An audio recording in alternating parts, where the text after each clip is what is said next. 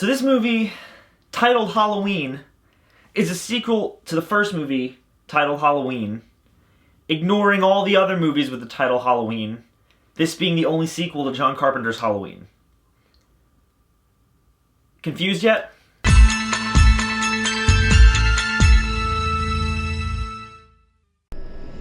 "40 years ago, on Halloween night, Michael Myers murdered 3 people. Halloween, the 2018 movie, is directed by David Gordon Green, the director of Pineapple Express. It stars Jamie Lee Curtis, Judy Greer, Andy Matichak, I don't know how to pronounce that, a bunch of other people. And it tells the story of Laurie Strode 40 years after the traumatic events of the first Halloween. She's a recluse now. She is kind of estranged from her family because she spent her entire life prepping for the day when Michael Myers will break out and come for her. And that's what happens. And now it's Laurie versus Michael 40 years later, and that's the movie. It's no secret that both of us are huge fans of the original Halloween, as we discussed in our video before. This movie was probably in the top 5 movies I was most excited for this year. I had really high hopes for this one, and I believe you did too. And it is with a very heavy heart that I will say I was a little let down. It's been 1 week since you looked at me. 9 years since the last Halloween film graced the silver screen across this land of amber waves and purple skies. 9 years. I wasn't that much of a fan of Halloween 2, Rob Zombie's Halloween 2. I believe we haven't reviewed that, so we'll get to that at a later date. Do we have to? That being said, it's been 9 years since that came out. For 9 years, 9 Halloweens passed, and I eagerly followed the rumors a sequel's in the works. A sequel to what? Rob Zombie's Halloween 2? Ignore those and pick up right after Resurrection? Potentially a sequel to the first? Another remake. And as we got closer and closer, that's what we zeroed in on, a sequel to the original 1978 John Carpenter's Halloween. For 9 years, my excitement built. And in this year of 2018, we were gifted with Halloween, a sequel to the original.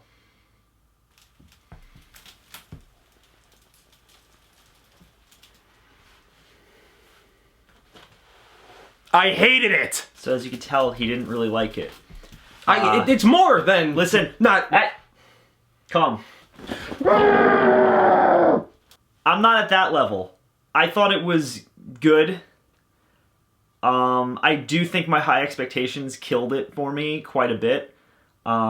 There's a lot to like about this movie, but there's also a lot to dislike about this movie, and that really bummed me out because I was not anticipating the amount of stuff that I wouldn't like. Really quick, I want to start off by saying I do love the idea behind this movie. I love the notion of exploring Laurie's trauma and her relationship with her family after what Michael did. I love the overarching theme of society nowadays' tendency to try and overanalyze evil and try and find meaning where there is none. I appreciate that. I appreciate that weird meta commentary. That being said, there is a way to go too overboard with that. And when your Halloween movie starts feeling like a Scream movie, that's when you get into a bit of a problem. Like I said, there were a lot of really cool elements here, but there was something missing, and we're going to kind of try and figure out what it was right now. Hey, what'd you like about this movie?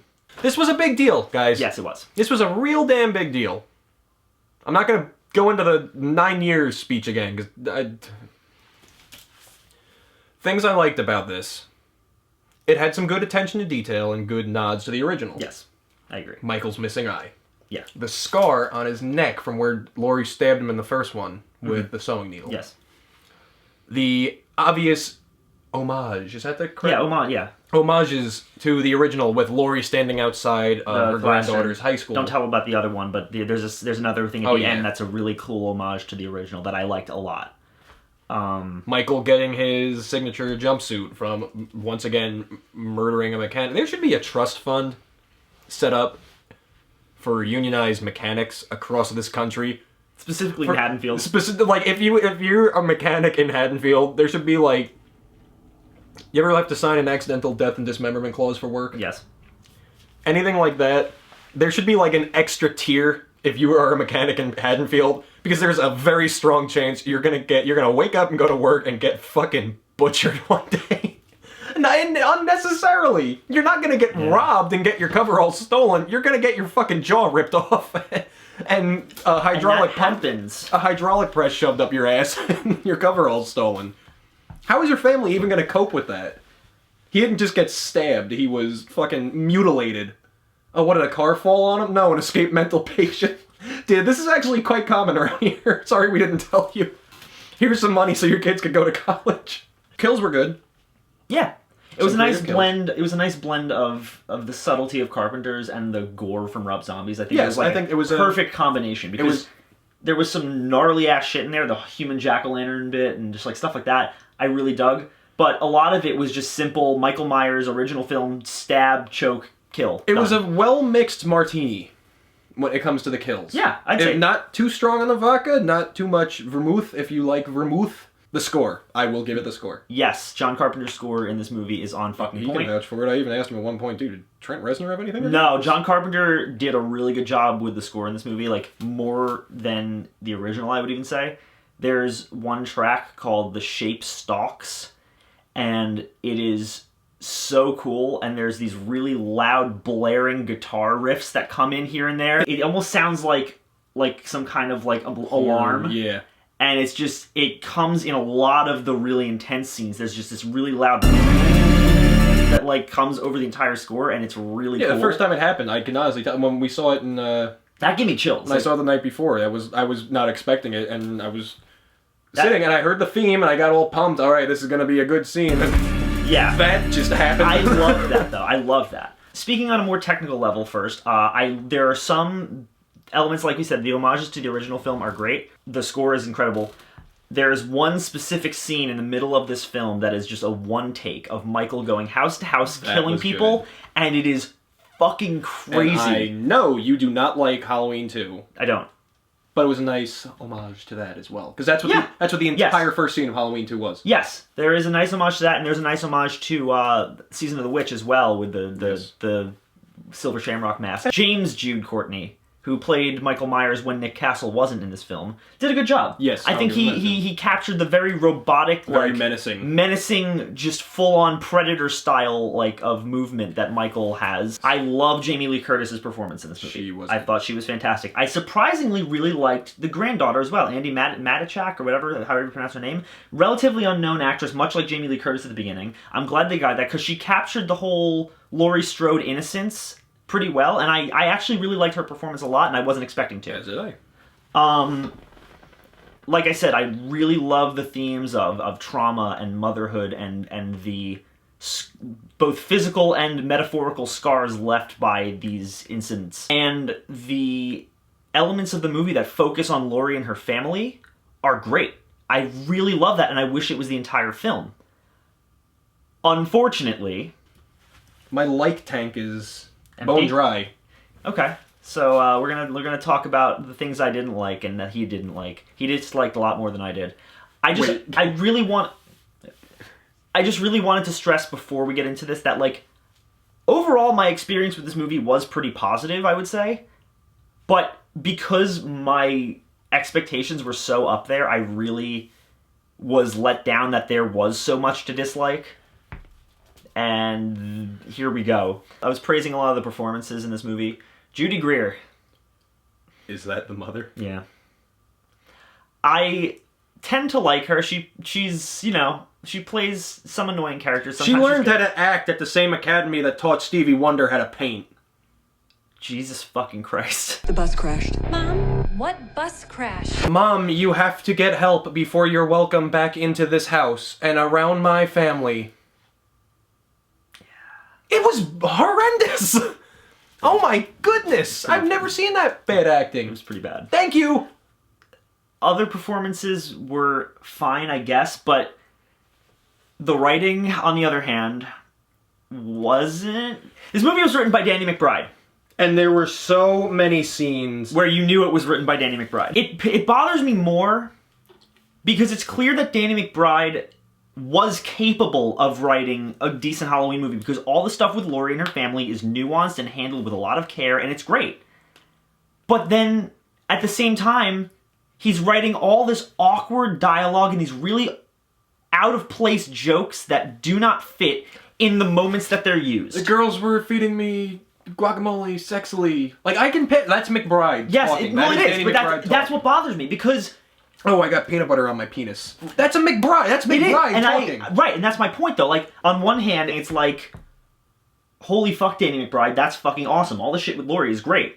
But on the other hand, you're like, fuck, Danny McBride, what the fuck are you doing? This is not Pineapple Express. And it's not even the jokes that necessarily bother me. The penis line was weird, but what bothered me more was the placement of those Yes. jokes. They came in really fucking weird places. They came in places and They scenes shouldn't have been. that were incredibly tense until a character delivered a fucking one-liner that just ruined everything. I'm talking literally in the middle of a kill scene when you have a small child running around yelling zingers, and I'm like, what am I watching? Because it felt like Scream, but it's not Scream, and I don't know why it's being played for laughs. I pictured, like... Remember the scene we were talking about when we reviewed the original Tommy Doyle, seeing the ship Yeah. carrying Yes. Annie's corpse and everything? That scene, as bone-chilling, spine-tingling, horrifying as it is, imagine Tommy turning around and looking at Laurie and going, oh shit, cuz, we gotta get the fuck out of here, man, let's go! Just like that. Genuinely. You know, you realize what that would have done to the scene? Like, try to imagine that in reality. That's in this movie. Yeah. It takes the suspense and terror here and fucking Puts it through the floor. shoots it with a howitzer cannon and just blows it out of the fucking sky. That really, and that's like not a one-time thing. That happens about 4 distinct times in this movie.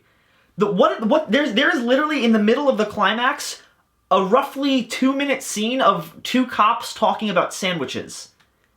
And it's bizarre as it is, but the fact that it's so out of place and in the middle of like a really tense, crazy part of the film, I don't get it. I really don't understand, because I was watching and like I was on the edge of my seat, and then it would cut away to something completely stupid and mundane. You can feel and the I was energy just in like, the theater was just like I said, that happens multiple times in this movie.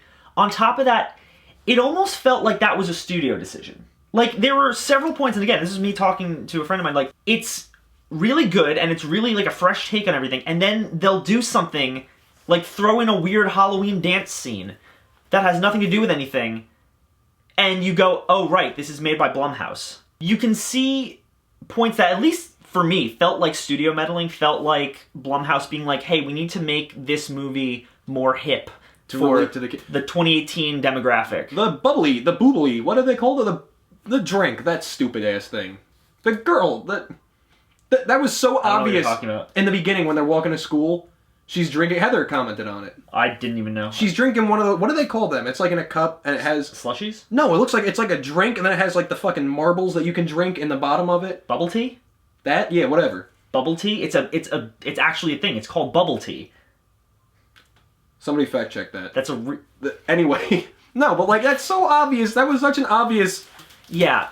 Hey, it's 2018. Look, kids, here, you drink bubble tea, right? Motherfucker, in October, when I was in high school, getting up to go to high school, it was still dark out. There's- Where the fuck did you find the time to go to fucking wherever the hell you got your fucking boba bubba, what the Bubble tea. bubble tea, whatever the hell from, and get that before school? Most places sell that now. There's dialogue in this movie that, again, much like what we were just saying, feels like it was written trying to relate to teens, but it's written by adults who don't know what teens talk like. Dialogue that just made you just go.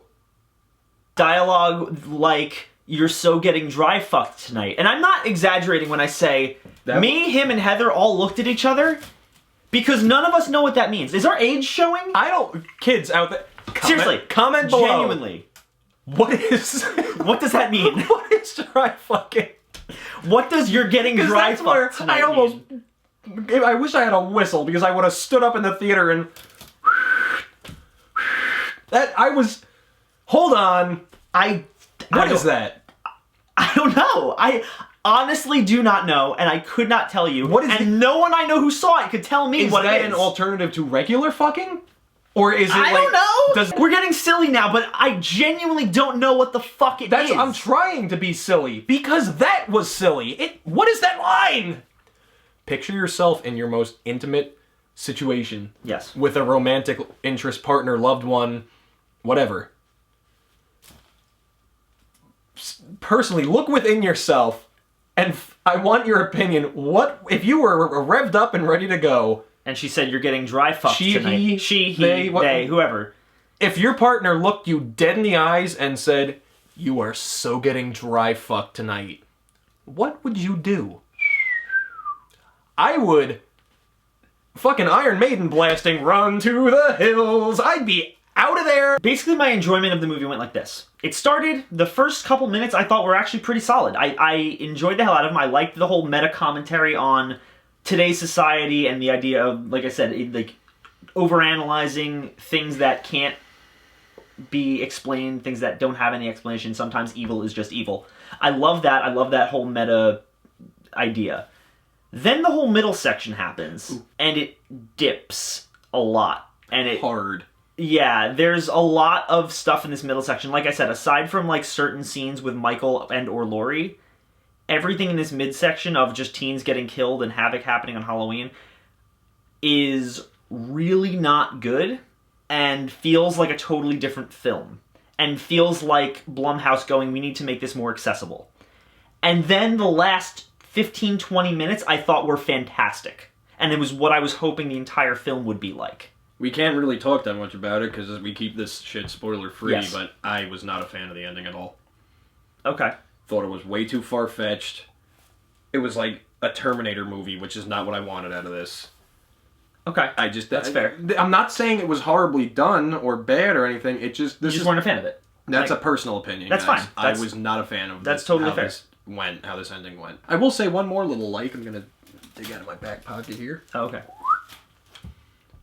The voice actor they got to play Sam Loomis Yes. on the tapes. He was good. Because they had a scene where the interviewers are listening to old tapes from... Even the date's lined up. January something, 1979. Yeah. And they have someone who's clearly not Donald Pleasance, God rest his soul, Yeah. being Loomis, and He does a good job. Hot damn if he sounds just like him. Yeah. No, he did a really Closed really your solid eyes job. and you thought, wow, that's like sitting there. I did that. I was like, I closed my eyes for a second. Holy shit, that's Donald Calling Pleasance. Michael it. That's it, Mike. That's, it needs to be destroyed. That's Donald Pleasance talking. Yeah, and that was really solid. So what would you rate this movie? The lowest meh I can give this. That's what I feel. I'll give this a meh.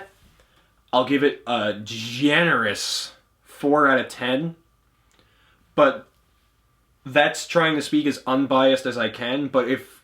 Because I know you're taking it harder because you're a huge fan of the franchise. Yes, I'm saying that from just a general standpoint, Right. as like as someone who would just go, Trying oh, to let's disconnect go, you by let's go see disconnecting this new yourself. Halloween Right. film. As a fan of the series, is a half step above Resurrection, which I consider the worst in the series. And when you couple how highly I anticipated this Right. and how much I waited for this, then yeah, I'd probably rank it as soulless. Just because Wow. it just let that's me, guys. That's fine. No, that's fine. It let me down that bad. I'm very on the opposite end of the spectrum. I think that it's probably the second best Halloween film after the original. But granted, I don't like any of the sequels, so that's not saying much. Mind you, Season of the Witch doesn't count. I'm not counting that on this list. Season of the Witch, I think... If Season of the Witch counted, then it would be the third best. That being said, I think I would probably say that Halloween is good for fans of Halloween. For the most part. Not you, obviously. I know it's good.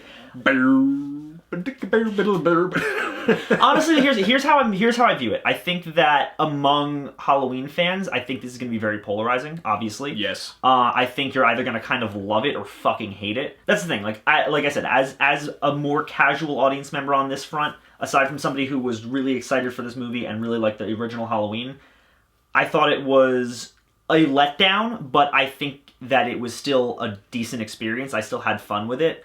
I just really was expecting more. And your mileage may vary. This movie was like a flight. A plane. Okay. Getting on an airplane. Sure. Taxiing down the runway. Mm-hmm. Okay. Takes off. Sure. We're going. Right. I got my peanuts. I got my overpriced little shooter Jim Beam. Tip your chair back. Oh yeah, I got my overpriced little bit. Now we're hitting turbulence. Suddenly, wait a second, 2 engines just went out. Holy shit, we're going down. We're losing cabin pressure, Hope we didn't break guys. the chair. We're diving. We're going down. The priest in the back is reading everyone their last rites. Everyone, the flight attendant and some doctor from row 1 are hooking up in the bathroom one last time. It's over. We're going down. There is no saving this. Somehow, I don't know, they get oil pressure back. 1,000 feet off the ground, we come right back up, and then we just level out, and we limp to the fucking nearest airport, slide in with 1 pair of landing gear stuck, sparking like the end of Airplane, slide in, everyone's screaming, and it just comes to a halt, and then the crew just looks at you like, thank you for flying Continental. Sure. As always, guys, thank you so much for watching. If you like this channel and you want to see more and you want Mo to be back on the channel more often, click down there, like, comment, subscribe. Please, guys, comment on this. I want to know. Yeah, I actually really do want to know your thoughts on this movie, so... Tell me it was good. Tell me why it was good. Tell me it was bad. Tell me why you hated it. Yeah, I really do want to get a discussion going in this movie because Tell me it's really how- polarizing and I want to hear your thoughts. Tell me how to pay my mortgage and my car insurance. There's a link down below to my Patreon if you want to support this channel and help us make new and better quality videos for you all to enjoy. Please click it. I want to take a moment to thank all my patrons right here. They're really cool people, and I appreciate each and every one of you for giving us money.